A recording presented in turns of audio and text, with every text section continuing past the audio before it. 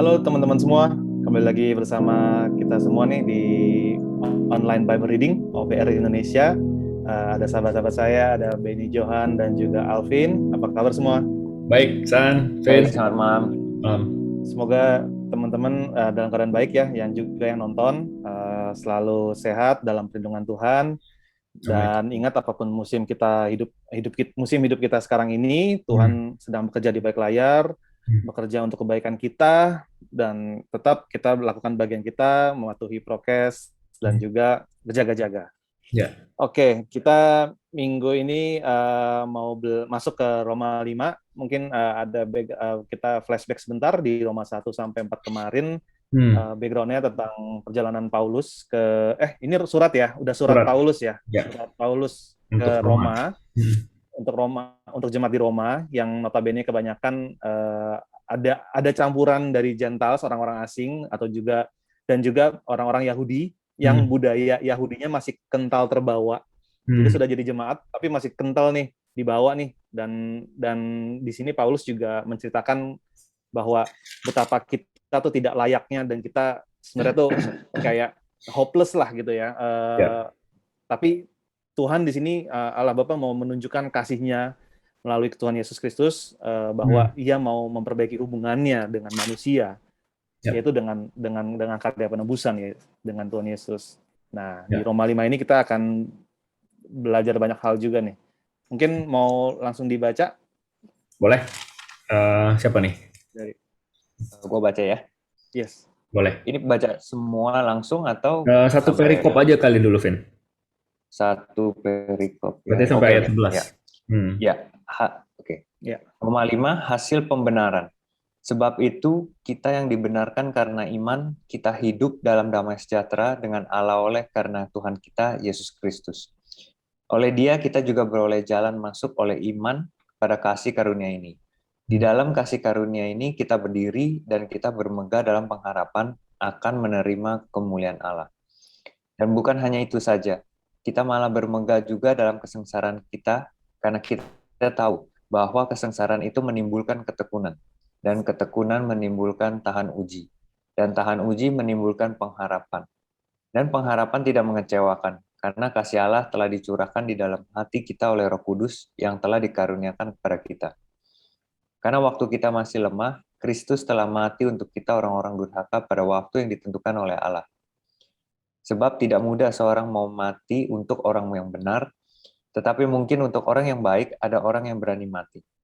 Akan tetapi Allah menunjukkan kasih-Nya kepada kita. Oleh karena Kristus telah mati untuk kita, ketika kita masih berdosa. Lebih-lebih karena kita sekarang telah dibenarkan oleh darah-Nya, kita pasti akan diselamatkan dari murka Allah. Sebab jikalau kita ketika masih seteru diperdamaikan dengan Allah oleh kematian anaknya, lebih-lebih kita yang sekarang telah diperdamaikan pasti akan diselamatkan oleh hidupnya. Dan bukan hanya itu saja, kita malah bermegah dalam Allah oleh Yesus Kristus Tuhan kita, sebab oleh Dia kita telah menerima pendamaian itu.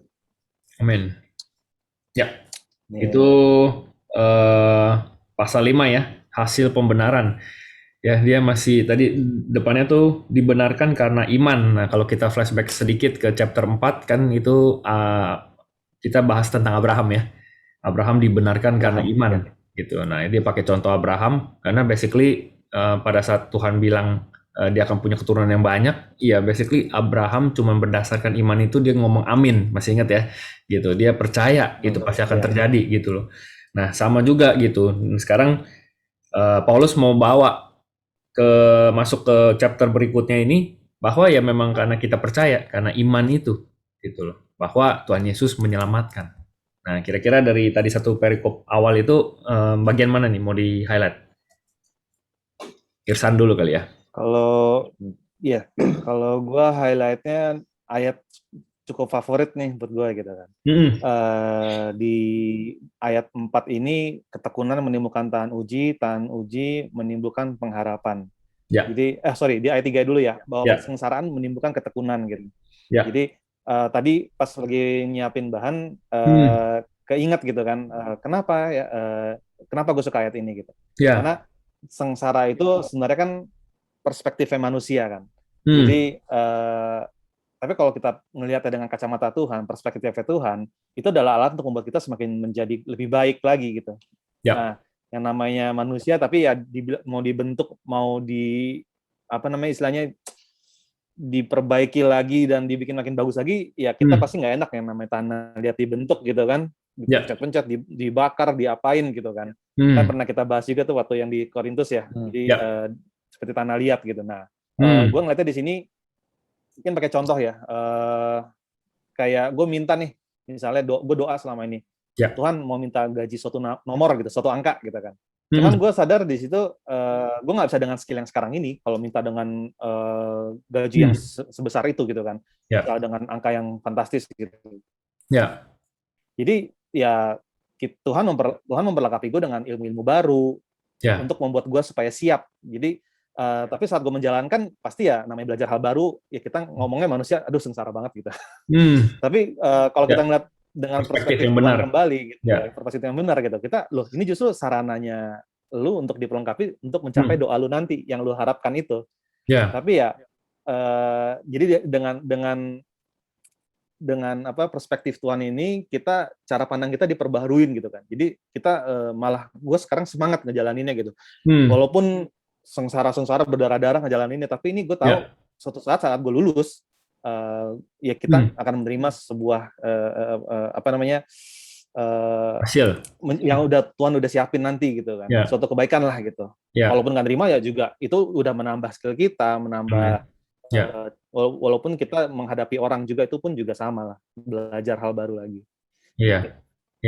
That's good, San. Iya, itu betul ya, perspektif yang benar gitu. Sebenarnya lu sebelumnya juga pernah sharing, San, kayak lu bilang kita pernah ngasih kita bilang gue mau jadi orang yang lebih sabar, gue mau jadi orang yang bisa lebih mengasihi orang lain gitu kan. Nah, tapi cara Tuhan itu kan unik ya. Justru tapi kalau kita baca dari sini supaya kita bisa jadi tekun yang akhirnya kita jadi tahan uji, yang akhirnya kita malah jadi punya hope kan, menimbulkan harapan. Itu di depannya itu apa? Kesengsaraan. Jadi kayak misalnya kita mau minta kita dikasih kesabaran yang lebih berapa sih dari orang yang dengar ini yang pernah bilang sama Tuhan, Tuhan gue mau lebih sabar nih gitu loh. Pasti pernah gitu loh. Gue mau coba tahan nih supaya gue jangan marah nih gitu. Pasti pernah. Nah, yang Tuhan kasih kita untuk latihan itu apa? Yang kalau boleh kita pakai kata kesengsaraan itu tadi. Ya dimunculkanlah orang-orang yang akan menguji kita itu. Ya, gitu. Jadi jadi pada saat kita ada di dalam situ, kalau kita punya perspektif yang benar yang kayak kata lo tadi, San, gitu kan. Oh, ini sengsara nih ngadepin orang kayak begini nih. Tapi kan kita pernah minta kita ini mau biar bisa lebih sabar. Let's say seperti itu. Ya udah, berarti lewat kesengsaraan ini akan menimbulkan ketekunan. Ya kan, pada saat kita tekun, kita tahan uji. Gitu. Ya, udah pernah lewatin ngadepin yang seperti ini. And then yang level up yang diuntungkan kita juga pada akhirnya. Gitu. Ya. Yes. Oke, mungkin dari Alvin. Mantap. Mungkin cuma tambahin aja tadi yang dari Irsan sempat sharing.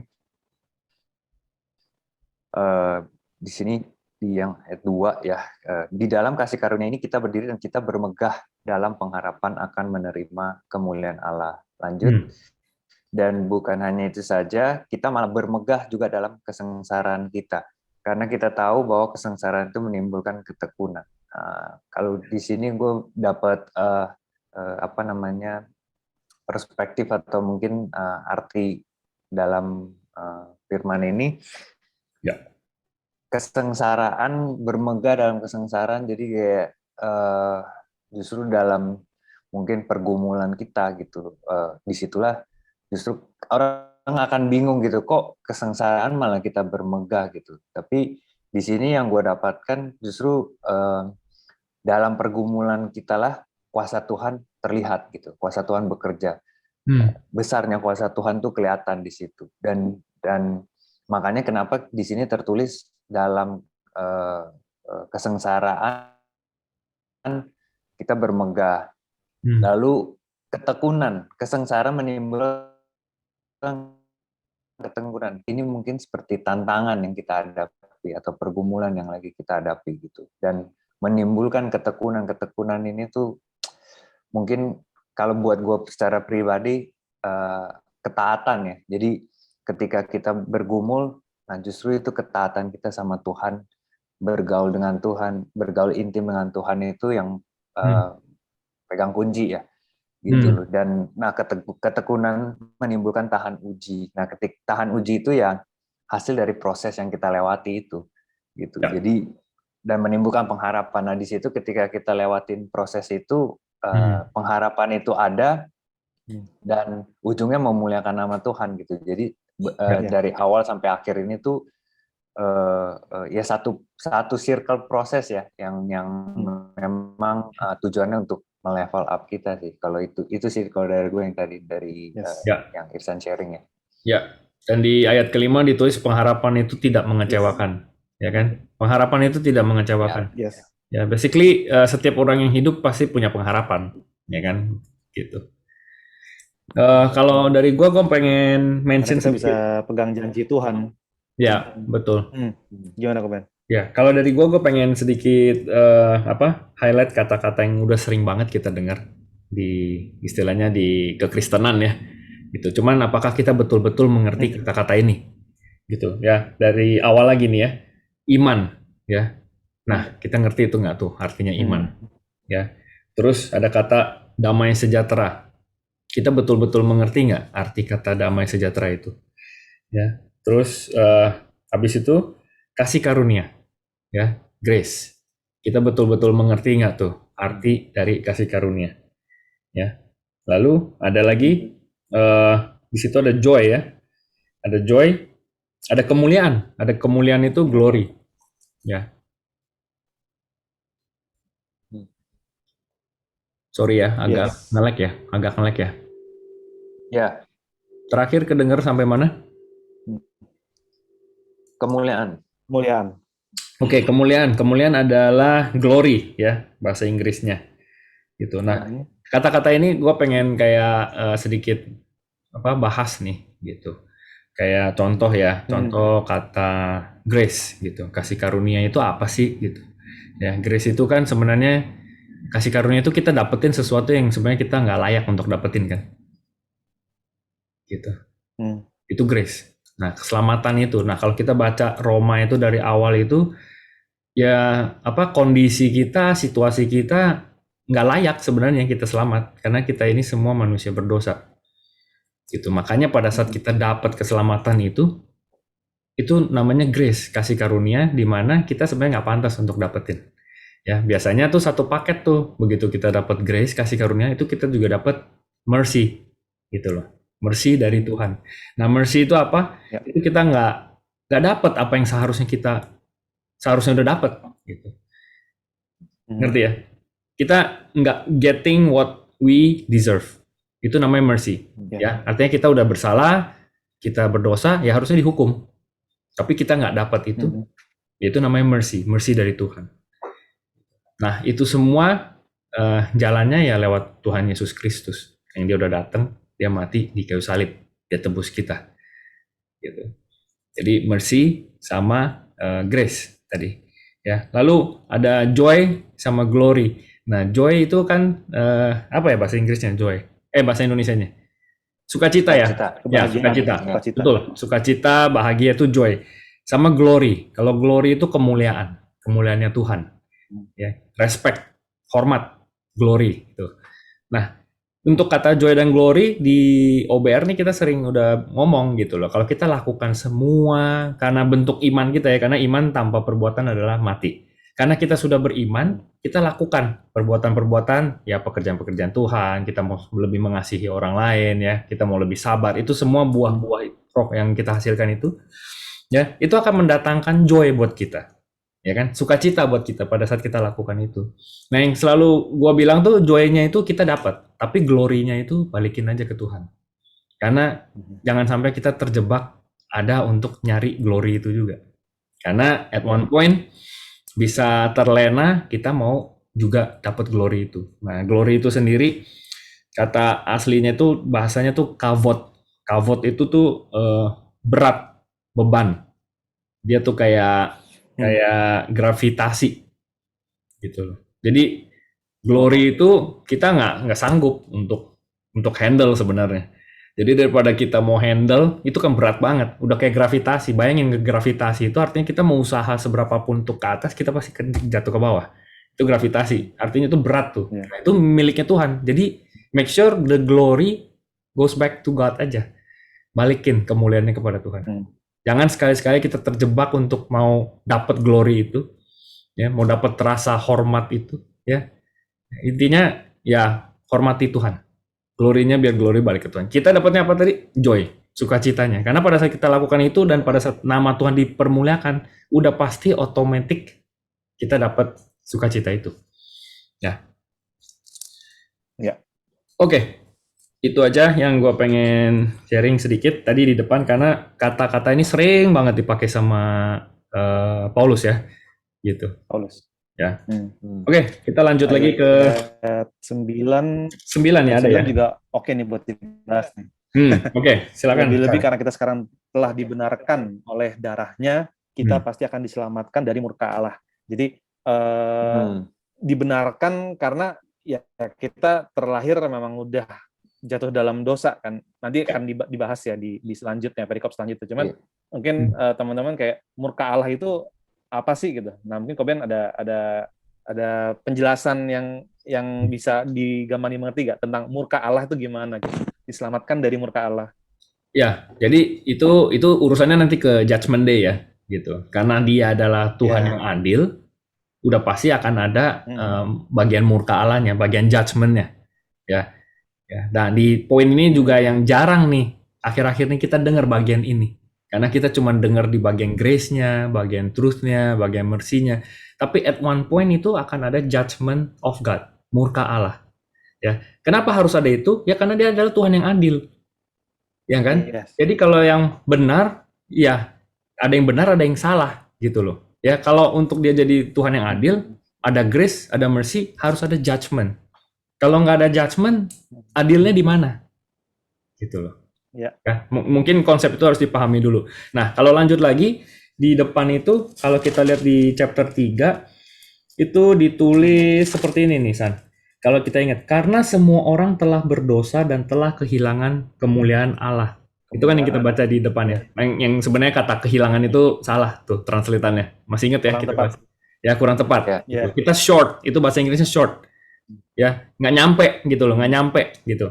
Nah, kita semua orang telah berbuat dosa. Nah, kalau gue balik ke yang lebih relevan ya, sebagai orang tua gitu, atau kita semua yang punya keponakan, punya anak kecil, pasti tahu. Dari sejak kecil itu, untuk berbuat sesuatu yang nggak benar tuh nggak perlu diajarin.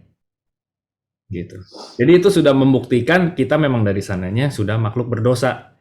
Ya kan? Kenapa ya kalau ditarik ulur sampai ujungnya Adam dan Hawa lagi gitu loh. Dia nggak taat, ya kan, dikasih garis dia lewatin gitu loh, udah dibilang nggak boleh dia malah langgar. Jadi ya itu. Nah, itu memang sudah sampai di situ. Anak-anak kita nggak pernah ngajarin dia bohong, dia bisa bohong.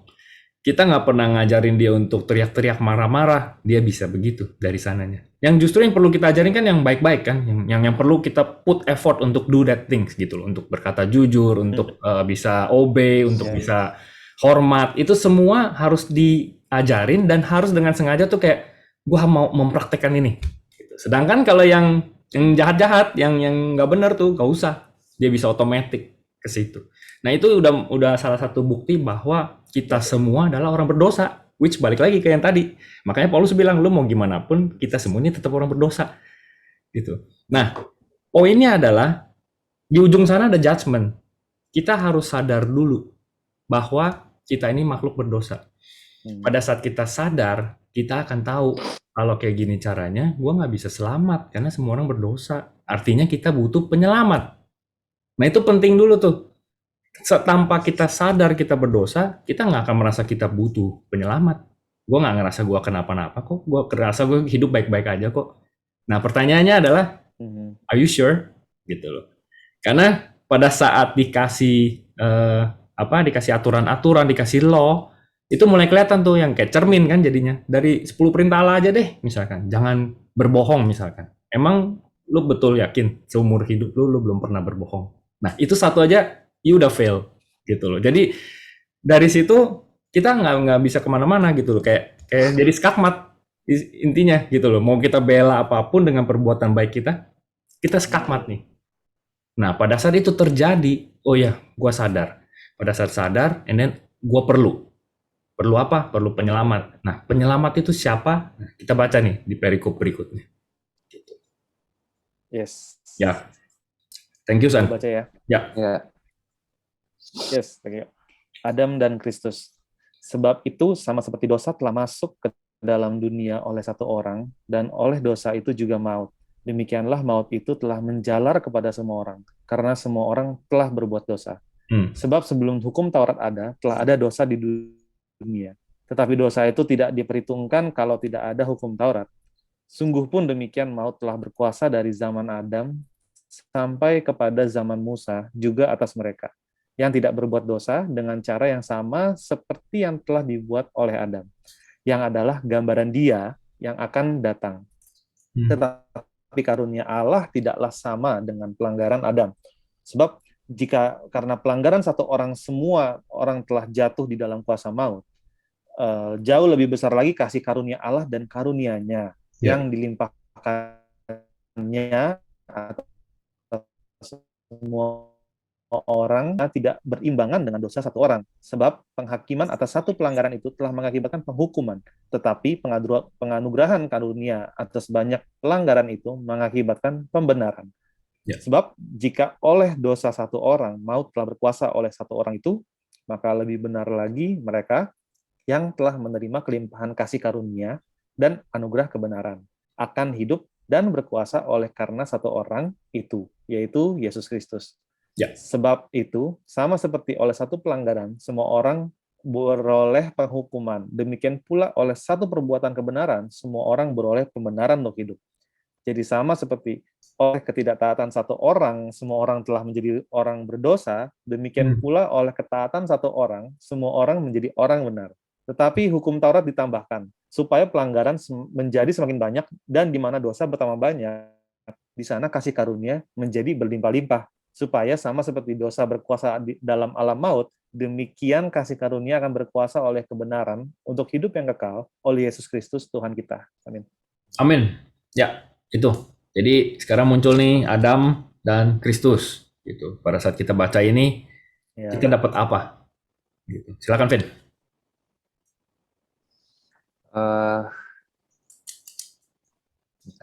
Ini gue ada baca di ini ya, di terjemahan sederhana Indonesia, versinya. Gitu. Di sini ada tertulis, melalui Adam kita mewarisi kematian, dan melalui Yesus kita memperoleh kehidupan. Terus ini ada yang gue lihat nih di sini. Ya, 17-nya, karena pelanggaran satu orang hasilnya kematian menguasai semua manusia. Ibarat seorang raja yang kejam menguasai rakyatnya, tetapi jauh lebih luar biasa lagi hasil dari perbuatan satu orang huruf besar yang lain, yaitu Kristus Yesus. Karena kebaikan hati Allah yang luar biasa, kita dibebaskan dari kuasa dosa dan kematian, dan kita akan ikut memerintah bersama Kristus.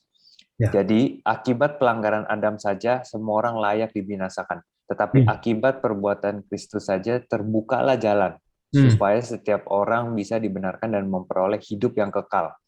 Artinya oleh karena perbuatan satu orang yang tidak taat pada Allah, yaitu Adam, maka semua orang menjadi berdosa. Tetapi akibat dari satu orang yang lain, yaitu Yesus, yang taat pada Allah, semua orang diberi kesempatan untuk dibenarkan di hadapan Allah. Ini terjemahan sederhana Indonesianya, kemarin gue juga baru sangat cukup baca gitu buat sangat cukup jelas ya sebenarnya. Iya, jadi kayak perspektif lain gitu. Jadi kayak ya udah jelas gitu loh. Hanya karena satu Adam semua manusia berdosa gitu. Tapi dengan satu Yesus Kristus kita semua punya kesempatan. Nah, di sini ditulis kesempatan, semua orang diberi kesempatan untuk dibenarkan. Jadi yang gue tangkap ini, semua orang diberi kesempatan. Berarti ini kayak apa ya? Kayak satu pilihan. Diberi, bisa terima, bisa enggak. Bisa kita terima atau kita nggak mau terima gitu. Jadi ini kembali lagi ke pribadi masing-masing gitu. Tapi kesempatan itu selalu ada, selalu diberi gitu. Ya. Kuncinya ada di kita mau menerima atau tidak. Ya. Gitu. Karena dengan ini akibat dari satu orang yang yaitu Yesus yang taat kepada Allah, semua orang diberi kesempatan untuk dibenarkan. Nah, kalau misalnya kita terima kesempatan itu, kita dibenarkan di hadapan Allah gitu, dan kita memperoleh hidup yang kekal gitu. Jadi di sini kita lihat kesempatan itu terbuka gitu. Jadi kadang-kadang nggak ada kata terlambat gitu. Mungkin teman-teman yang nonton di sini sering mungkin punya pikiran kayak, gue udah seperti ini, gue udah seperti ini. Apakah gue masih layak? Apakah gue masih bisa? Gitu. Jadi di sini tertulis jelas semua orang diberi kesempatan. Ya. Gitu. Jadi kembali lagi kitanya mau nggak menerima kesempatan itu. Itu sih kalau dari gue ya, dari bacaan yang terjemahan sederhana Indonesia ini punya sudut yang lain gitu, sudut yang baru. Ya, terjemahan itu udah cukup jelas ya kan. Dan tadi lu bilang pilihannya di kita karena semua orang dikasih kesempatan. Nah, tadi nyambung lagi di awal yang tadi gue bilang tentang kita harus sadar dulu, kita perlu penyelamat. Nah, itu sebelum pilihan itu, dua itu depan harus ada dulu tuh. Ya kan? Harus sadar dulu bahwa kita nih nggak sanggup. Terus harus sadar dulu bahwa kita ini berdosa. Kita ini banyak pelanggaran. Baru kita pikir, kita perlu penyelamat. Nah, pada saat itu, oh ternyata sudah dikasih kesempatan ini untuk semua orang melalui Yesus Kristus. Ya kan? Baru kita pikir, ambil keputusan gitu loh. Milih kan tadi kan? Karena kesempatan dikasih buat semua orang. Oke, Irsan? Ya, paling nambahin untuk kayak gue teringat yang waktu yang dulu lu sama tim pernah ngobrolan sama Pastor Chris Manusama, dia bilang di situ kita ini kan manusia istilahnya udah dalam sebuah sistem pasar ya. Pasar dosa lah bumi ini, karena memang dari banyak ayat tuh dibilang bumi itu dikuasai oleh si jahat gitu. Jadi kita yang duta Tuhan yang diutus ke bumi ini yang udah terjebak ke dalam dosa, dan kita nggak bisa, jika kita suatu benda di pasar ikan, kita mau keluar dari pasar itu gitu, kita mau keluar dari kita nggak mau di sini, nggak enak gitu, nggak bisa. Itu seseorang yang menebus itu dengan cara membeli gitu kan. Dan Tuhan Yesus di situ sudah membeli kita gitu, sudah membayar lunas, dan harganya tadi juga mahal banget, dan pakai darahnya dia gitu loh, dan pengorbanannya dia gitu. Jadi grace tadi kasih karunia diberikan secara cuma-cuma, dan barang yang cuma-cuma gratis itu pasti ada yang harus membayarnya. Nggak mungkin, harusnya ada yang berkorban untuk supaya kita bisa mendapatkan secara gratis, which is ya kita tahu Tuhan Yesus itu udah berkorban gitu. Nah, bayangkan gimana rasanya kalau kayak kita nih sebagai manusia aja nih berbuat suatu kebaikan, terus kayak dimanfaatkan nih kebaikannya. Jadi ya kita lagi susah segala macam, tiba-tiba ada orang nawarin, lu kata lagi susah nih, mau minjem duit gak gitu. Terus pas kita pinjemin duit, ternyata dia jalan-jalan segala macam lah. Ini kok jadi kayak dibantuin begini ya gitu kan. Maksudnya kita ya gimana sih gitu kan, kayak dimanfaatin kayak gitu kan juga bete ya. Maksudnya kita juga harus mikir kayak gitu juga. Tuhan udah bayarin kita mahal-mahal, udah ditebus di salib, gue udah tebus lu, gue udah keluarin lu dari sistem dosa itu. Kayak kalau Kobin pernah cerita juga dulu ya, atau Alvin ya, kita udah kayak dari panti asuhan, kita udah diadopsi gitu kan. Jadi ya kita ngikutin cara hidupnya si yang adopsi kita gitu loh. Kita udah istilahnya udah dikeluarkan dari situ kan. Jadi ya kita harus hidup selayaknya kita bersyukur gitu loh. Berterima kasih, bukan malah hidup seenak-enaknya dan apa namanya, dikasih cuma-cuma, hidup seenak-enaknya malah memanfaatkan. Ya Tuhan baik lagi kayak tadi Koben bilang, Tuhan baik tapi dia juga adil. Ya, betul. Ya, tadi keren tuh penjelasan lu. Gue cuma ingat kalau ada satu kata dari Alvin itu pantas. Pantas nggak? Kayak gitu. Kalau ada satu kata dari Timothy dulu, dia juga pernah sharing, kata dari dia tuh tahu diri. Nah, lu tahu diri nggak? Gitu. Jadi menyangkut yang tadi yang lu explain itu semua, kalau kita tahu betapa mahalnya harga yang ditebus sama Tuhan Yesus di kayu salib, dia mati untuk kita yang berdosa, padahal dia sendiri nggak berdosa, ya kan? Kita itu hidupnya nggak akan asal-asalan lagi, gitu loh. Kita hidupnya nggak akan sia-siakan lagi, gitu. Ya, gue pernah dengar cerita kayak gini. Ini masih ada waktu sedikit, gue sharing tentang Adam. Gue sering dengar orang, termasuk gue dulu juga pernah berpikir seperti itu. Ini ya si Adam nih ya, gara-gara dia satu nih kita semua jadi susah nih. Ya, gue yakin pasti ada orang yang pernah berpikir seperti itu. Ini kalau gue ketemu dia nih ntar di sono, gue samperin dulu nih. Ini gara-gara lu nih gitu, ya kan?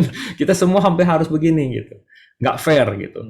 Nah, kenapa kita baca di sini Paulus bilang karena satu orang ini, kok kita semua jadi ikut-ikutan sih gitu? Yang salah kan dia sendiri, kok kita jadi juga jadi terseret nih semuanya, istilahnya kayak gitu. Tapi kalau kita mau jujur, setiap titik di dalam hidup kita juga sama sih kayak Adam gitu. Jadi ya sama aja, kalau lu yang ditaruh dulu yang jadi Adam yang duluan dulu juga kemungkinan besar lu akan melanggar juga anyway gitu.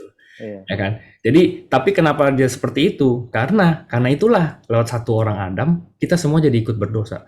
Kayak di film-film loh. Kalau film-film kan oh ya cari aja nih wakilnya yang mana, lu yang maju. Kalau lu kalah berarti kita semua kalah nih. Kan dulu film kolosal kayak gitu kan. Maju cuman lawan dia satu kalah, satu negara ini udah kalah. Padahal kan dia cuma mewakili aja satu negara ini gitu misalnya.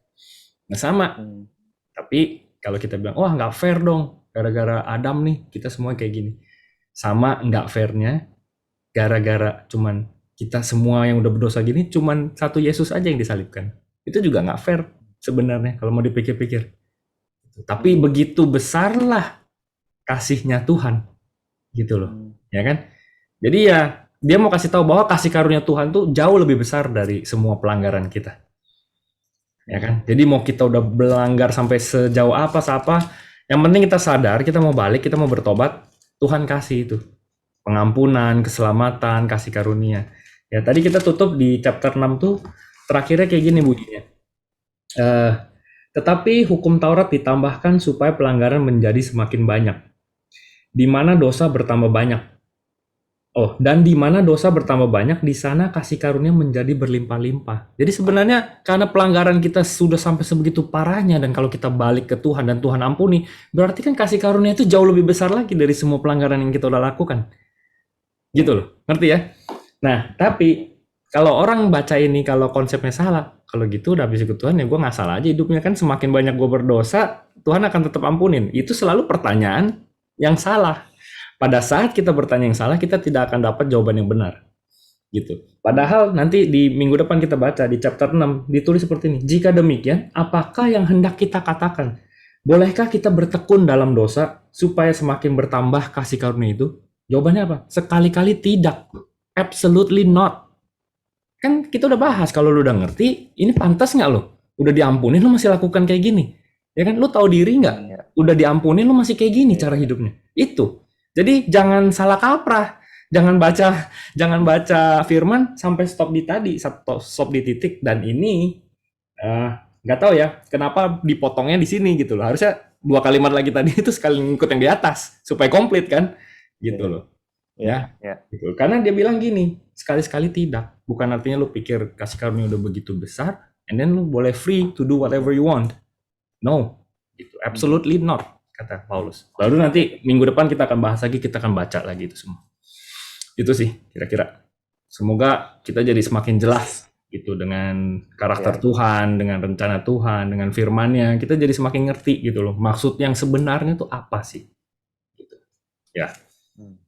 Itu mungkin sebelum berakhir, Alvin sama Irsan mau tambahin dulu?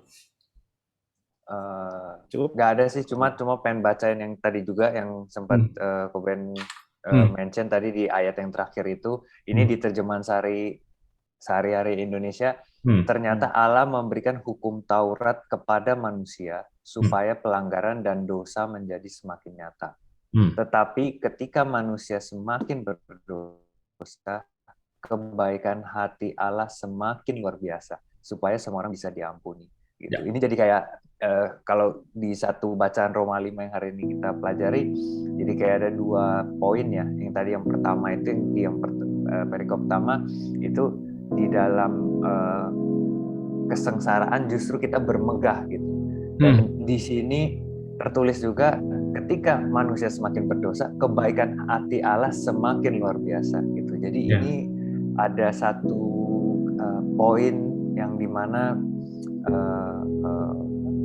Tuhan Yesus itu tuh, Tuhan kita ini tuh sangat baik gitu. Maksudnya dalam kita pergumulan kita, itu kuasa Tuhan semakin nyata.